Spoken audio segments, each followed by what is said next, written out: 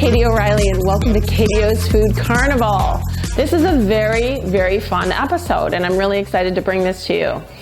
The name of the episode is Visionary Art Bites, and the featured guest is an artist by the name of Ellen Sandor. And the reason I'm so thrilled to bring Ellen to you today is because Ellen and I met, probably back in 1996. I was new at the Art Institute. I had only been there for a couple of years, and her daughter was getting married. Now, Ellen's a trustee of the School of the Art Institute, and she was one of the only weddings allowed into the museum at the time.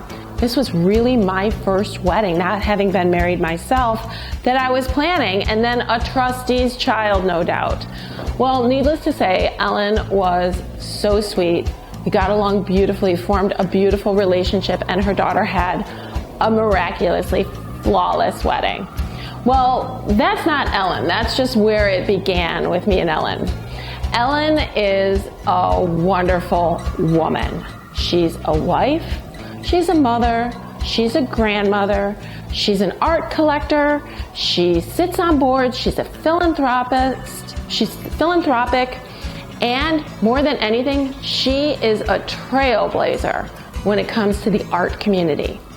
Ellen has her own style and uniqueness with her art, which combines art and science. Currently, I know it's like left brain and right brain. Currently, Ellen is the artist in residence at Fermilab, which, really, it's kind of hard for us to wrap our heads around, so I'm going to let her talk about her journey.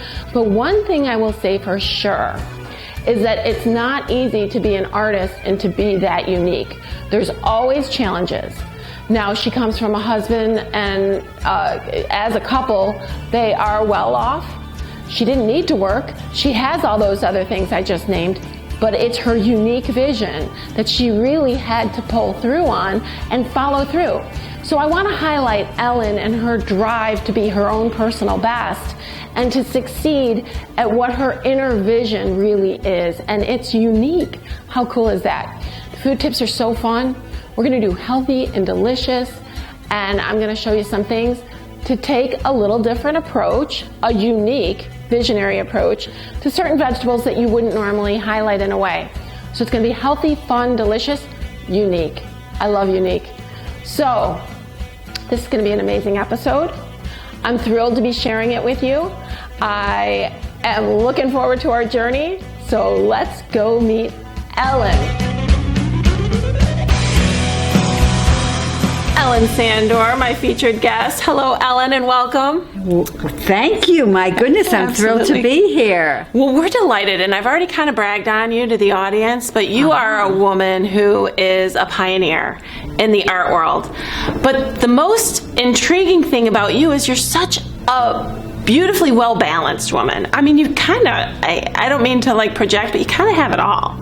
You've got a great husband, you've got a great family, you've got kids, grandkids, you're involved in the arts, and then you're challenging yourself with this unique art that you're developing, which I know, being a unique artist, it's not always easy. It's challenging to hold true to your vision. Talk to us about what goes on and what inspires you. Well, we were laughing about becoming radical empiricists, and that is, you try everything. If it works, great. If it doesn't work, try again. But basically, I absolutely feel privileged to be able to have done what I'm doing. And if you'd like to know about it, I'd love to tell you. Okay, so you're at Fermilab. Now, let's kind of back you up, because you graduated originally from the School of the Art Institute in the 70s, correct? So basically, I got my MFA from the School of the Art Institute of Chicago. Do we love the Art Institute of Chicago? I have a history there myself for a number of years. Absolutely. Yeah. You were at my daughter's wedding in 95. I said 96, but 95, just to stand corrected. Absolutely. Yes. There you go. And basically graduated in 75. Okay. And I did neon art, and then in the 80s I started doing something 3D hard copy photography, virtual photography. Wow. So we are the precursors, or one of the precursors, to virtual reality. Oh, how cool. Okay, but all right, basically really, that's what we do is backlit, three-dimensional photography. Now, when you're speaking in the we's, is there kind of like a group, like yes, it's whenever called there's an art N. movement? Okay. Right. Yeah. It's called Art N, Art to the Nth Power. Cool. And we collaborate with scientists like now Fermilab. Right. And this year we'll be doing others' work. But last year I was a artist in residence at the Fermilab. The show is up until March 17th. Oh, you have to go see it if you're in the area at all. Batavia, Illinois. Yeah, it's go incredible. See it. It's incredible. If not, just Google it, look it up online. Super cool. But okay, so you go in, and now what have been some of your struggles whenever you're creating something that's really speaking from your like soul? You know, you got to create this. You're driven to create something unique.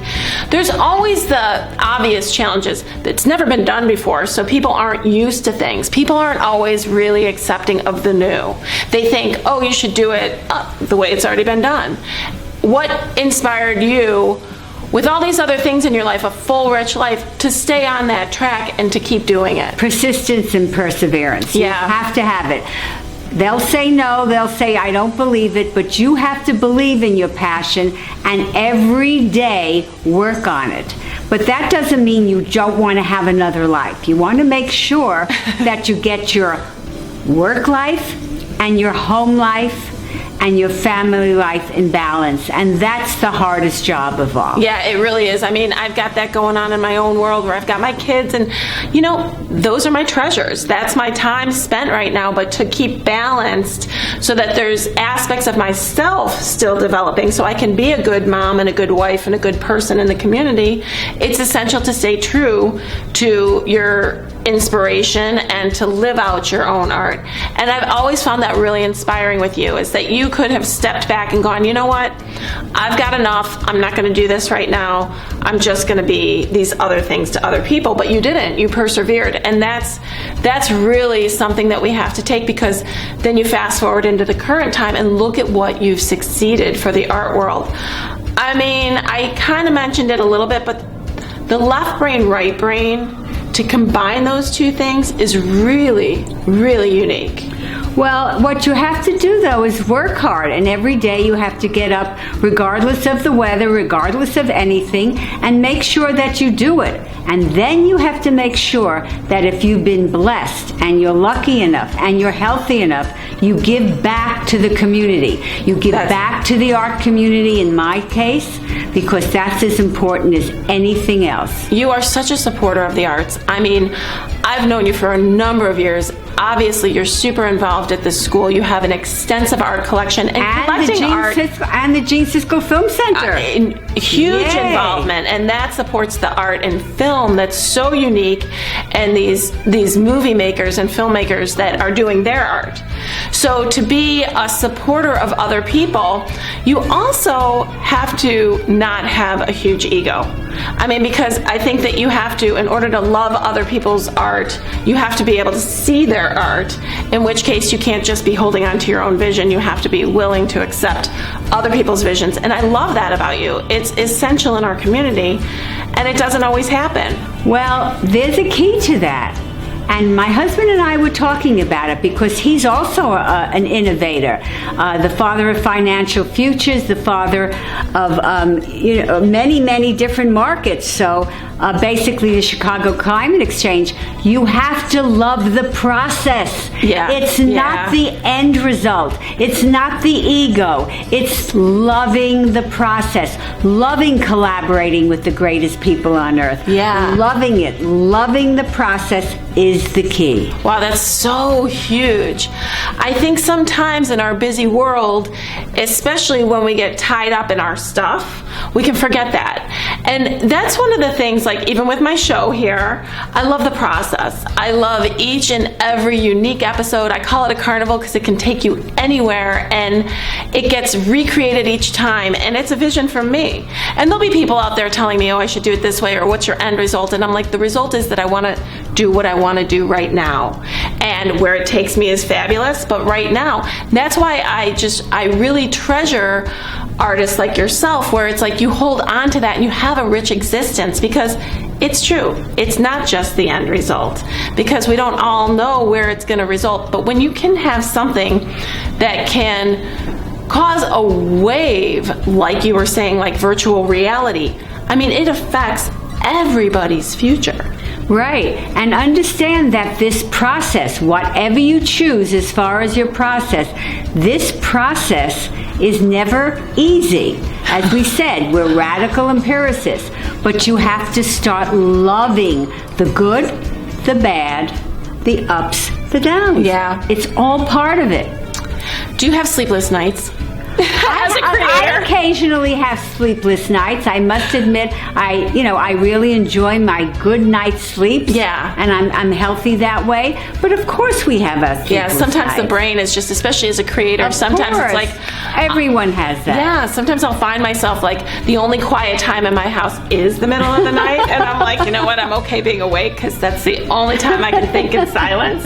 So yeah, but yeah, as a creator, you kind of like buy into the waves of like where that creative energy takes you, I think sometimes, and you have to be flexible to that. But that gets into the balance too. And Richard is your husband, and you guys have what looks like a fabulous marriage. And that's also so important to be, I mean, it's great to raise beautiful kids, but marriage takes a lot of work too. Well, we're married almost 54 years. Incredible. And there were always ups, there's always downs, but we're best friends. I call him, he's my best friend. Yeah.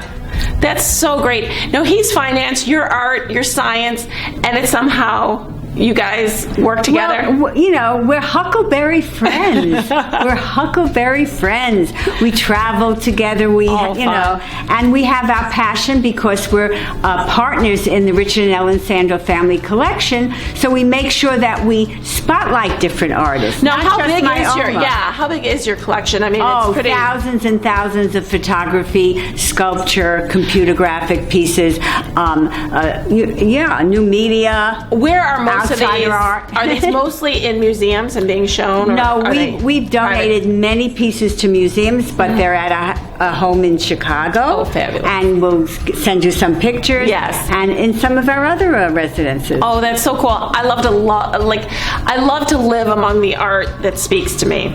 I mean, it's great to put it somewhere where other people can enjoy it eventually, but I mean, we surround ourselves. A lot of our art is student art from the school. When we worked at the school, my husband and I collected tons of student art, so we're surrounded by really unique pieces that somehow at that time we're like, wow, that speaks to us, and it makes you happy. Oh, absolutely. And we give tours to museums and to collectors. Oh, yeah. Oh, wow. Yeah. So really, really incredible.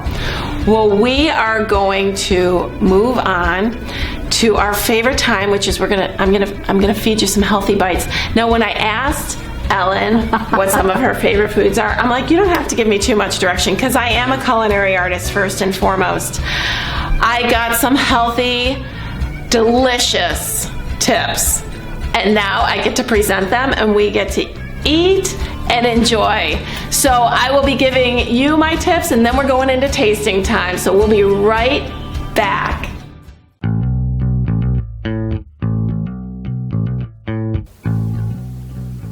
Hi, welcome back to KDO's Food Carnival for our food tips. This is so fun. Visionary Art Bites food tips. Now, what is going to inspire me on this one? It's healthy, delicious eating that is, of course, unique and very visionary. So I am going to show you a couple of dishes that I am very inspired and I find absolutely delicious. The first one being a goat cheese guacamole crustade, topped with some crispy corn chips, strips. So fun. But what do I mean, and how do you make a goat cheese guacamole, right? No, I'm serious. You add goat cheese to your guacamole. It's phenomenal. It makes it creamy and delicious. Here I've got my avocado, and I'm just going to show you. Take out your pit. Be very careful with your fingers, of course. You're going to mash your avocado, and then in advance, what I've done is I have made a dicing of my onion, my tomato, a little jalapeno, some cilantro, and lime, all mixed together so that can kind of mellow as a mixture. Then I mix it with my avocado kind of at the last minute, stir in my guacamole and fresh lime. It's to die for. The texture is literally so smooth and creamy, it's delicious. And I'm serious about the goat cheese. Just some beautiful, high quality, creamy goat cheese is all it takes. Now what is with the croustade? The croustade is like a little toast point, but it's French bread that we just bake off in the oven, a little bit of olive oil, makes it like a toast. The nice thing is that everybody these days is trending on this avocado toast. Well, you're trending too, because this is your avocado guacamole toast. Okay, so really cool. Friends are gonna be wowed. But this is a real trick. And this is where these crispy corn strips really come into play. Now, they give the aura and the smell and the sense of eating like an entire bowl of corn chips, like chips and guacamole. I mean it. It is so satisfying. But all you need is just a couple on top. And this is phenomenal. And it starts with literally just a corn tortilla. And what we do is we just slice it into our thin strips. Watch your fingers, of course. Tuck them under. Cut those into strip length that you want. Stick them right in your deep fryer. If you don't have a deep fryer, bring your pan oil up to about 350. Get a temperature gauge on that because you need them nice and crisp. So they're really beautiful. And I am going to show you just quickly. So easy to build. But what we do is we just spread and literally top it with a little crispy corns. I love it. You can use a little Tabasco or offer it to your guests on the side if you want a little more spice, but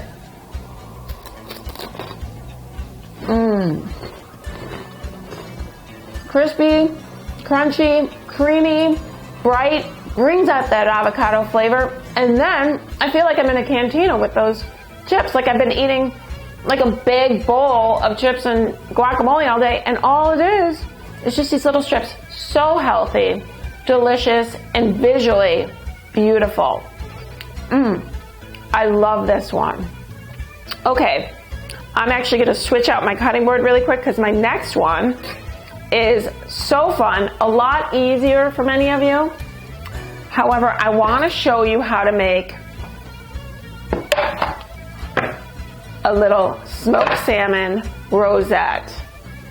This is what the finished product is going to look like. And this is a piece of pumpernickel toast, real thin, and it's got a little citrus creme fraiche, a pickled cucumber, and then a smoked salmon rosette, which I think is the fun part. And you're probably like, how do I make a rosette if I'm not like doing this every day?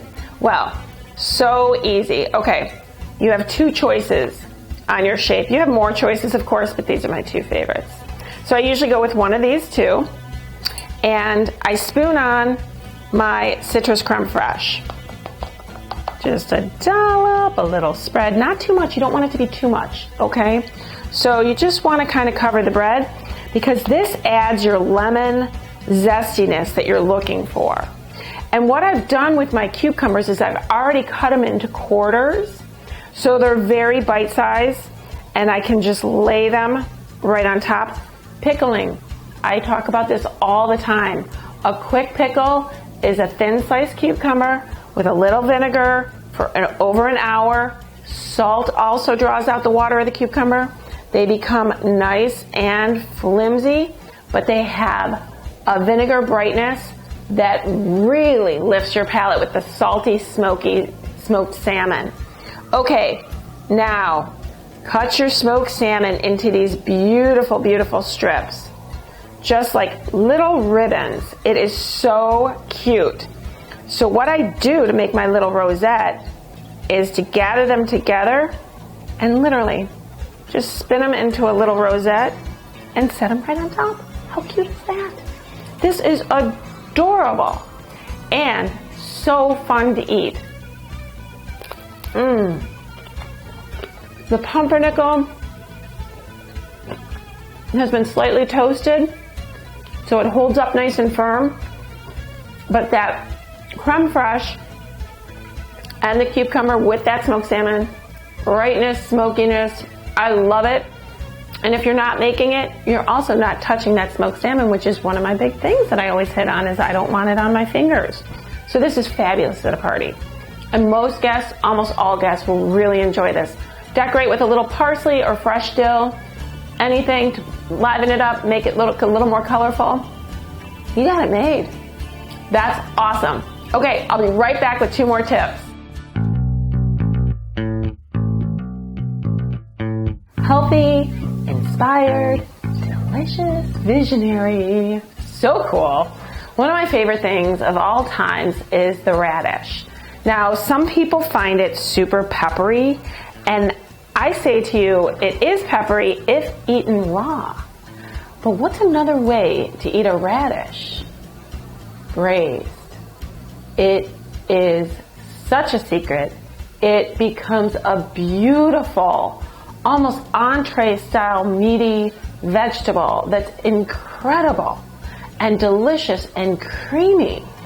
It's unbelievable. Now, what do you do with the radish to make it that way? So many people are probably asking themselves. Well, I'm going to show you that radishes come in so many different sizes, and they usually come with the greens. So what I like to do is take the greens and cut them off, but set them off to the side, because you never know if you want to saute those up separately or garnish the platter with them. Both fun things to do. But when you have your radish, some have no greens, but either way you want to take that tip off, take the bottom off, because that's actually where the root comes in. So it's kind of usually muddy, doesn't hold flavor, not really necessary, and it cleans up well. And then that huge size radish is right here, and then this size radish is beautiful. So what we've got is we've got our halved radishes. If they're really big, cut them in quarters if you'd like.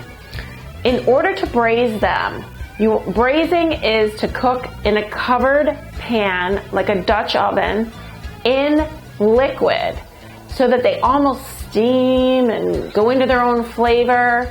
And what happens is the red and the vitamins and all that flavor from the radishes actually gets released into the liquid. I usually braise in a little water, maybe a touch of sugar if you want to kind of blend it. You could do a little lemon, you could do fresh herbs, you could do some wine, white wine, red wine, vinegar, anything that is really appealing or speaking to your palate. So what you want to do at that point is it's covered, you cook it on a 350 oven for, let's say, 35 to 40 minutes until they really soften up. It's almost like braising a pot roast or something of that nature. But it's beautiful. So the wetness and the moisture goes back into those radishes. The pepperiness actually comes out and it creams up the radishes. I take that beautiful liquid after they're out. I separate out my braised radish and I take my braising liquid. And what I do is I put it in a pan and mix it with a little bit of butter, and I reduce that so it becomes really concentrated. Then I take my braised radishes and mix them back in with that liquid, that concentrated liquid. You'll see the difference in the color and the glaze. That's just from the liquid going right back onto it and braising onto it. And it adds a little color back into them. So fun. But when you take a bite, now what I'm showing you is I also braised a little fennel, because I love fennel. It's a great winter vegetable. Once again, same technique. Take the bulb of the fennel, slice it, put it in your liquid. It becomes beautiful in the oven. And I've got it here, and I can't resist this beautiful bite. And I'm telling you, meaty and smooth. Non-vegetarians and vegetarians alike will completely crave these braised radishes. And it's a nice, healthy, visionary, delicious entree type style dish for you. Okay, now I'm going to change it out for just a sec because I've got something else that's once again so fun with broccoli. And you're going to say, what's going on? So what I've done here is I've braised broccoli 3 ways. Actually, I've cooked it 3 ways, and then I've tossed it so I've roasted it, actually, which is not covered, just tossed in a little olive oil, right in a pan, right in the oven. Gets that toasty caramelization. It is delicious. Do that for maybe 15 minutes on a high temperature. Then what you do is you take some, and that's when you braise a little bit of your broccoli. Just kind of steams. I do it with a little lemon and a little celery in the water, and it brings out a beautiful broth. Then, this is another trick. Don't throw out those stems. You take those stems and you trim off the outer edge of them. So cool. The inside stem is so tender and delicious. You can cut them into these beautiful shapes that are gorgeous. This is like a little nugget of beautifulness, I'm telling you right now. Okay, I have my 3 types of broccoli. Toss that in a pan, garlic, olive oil, lemon, and just a little bit of your favorite type of pasta. Like honestly, 1/4 pasta, 3/4 broccoli. That's your dish, okay? And it's gonna cut your carbs. It's gonna be vegetarian, but you're gonna feel like it's super hearty and healthy. Once it's hot, I toss it with some breadcrumbs and then some delicious Parmesan cheese, because I'm not saying no fat, I'm just saying healthy. It's gorgeous. Salt and pepper on that, and look at this dish. It is so craveable. I could eat this so often, and with that garlicky olive oil, just the smell alone, little lemon, brightens the whole thing up. Now, you can braise colorful carrots, gorgeous. You can braise cauliflower. Cauliflower is colorful. All kinds of the winter vegetables can be braised and worked in different ways. So I encourage you to go out there, get your vegetables, and utilize them because they're meaty and delicious and fabulous for your body. Thanks, and let's check out our tasting time.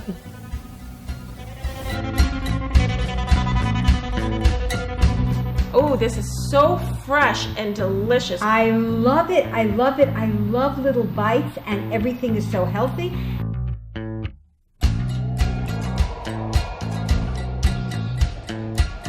And it's visually magnificent. See, that's the best, is what you have to eat with your eyes first. I love art. Being a culinary artist, I like to work with all the ingredients, all aspects of it. And I love your direction that you gave me with the smoked salmon and the guacamole and avocados, all super healthy ingredients, but just the flavors can go so far. And you are a great artist. Thank you. Thank you.